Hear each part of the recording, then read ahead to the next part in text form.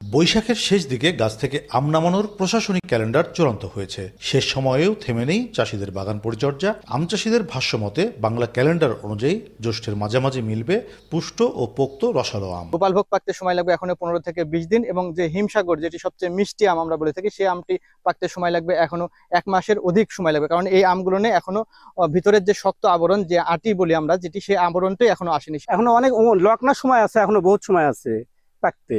গোপালভোগ এখনো প্রায় 15 থেকে 20 দিন তো লাগবেই। মিষ্টি আম খেতে হলে সময় লাগবে আমাদের 1 থেকে 1.5 মাস।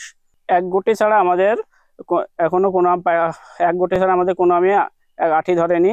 সরকারি হিসাবে 15 মে গুটি জাত দিয়ে শুরু। 20 থেকে 30 মে ধাপে ধাপে নামানো যাবে গোপালভোগ, লক্ষণভোগ, রানী পছন্দ ও হিমসাগর। জুনের ল্যাংড়ার পর মৌসুমের শেষ অবধি আসবে নানা জাতের আম। সকল প্রকার গুটি আম 15 মে থেকে সংগ্রহ শুরু করা হবে।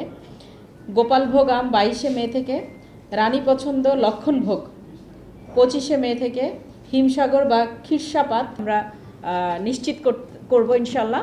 এই আমগুলো এইভাবেই বাজারজাত হবে।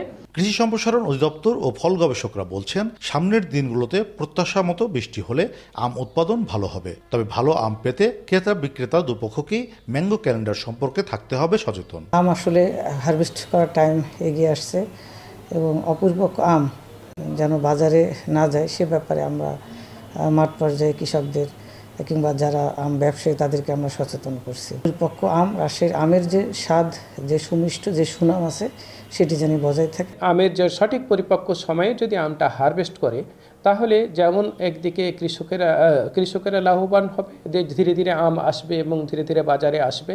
একদিকে কৃষকেরা যেমন লাভবান হবে জাত অনুযায়ী, তেমন আপনার ভোক্তারাও কিন্তু সেখানে আপনার পুষ্ট এবং ভালো মানের আম পাবে। রাজশাহীতে এবার 19,600 হেক্টর জমিতে আম উৎপাদনের লক্ষ্যমাত্রা ধরা হয়েছে 2,60,000 মেট্রিক টন, যা গত বছরের সমান। কাজী শাহেদ, দেশ টিভি, রাজশাহী।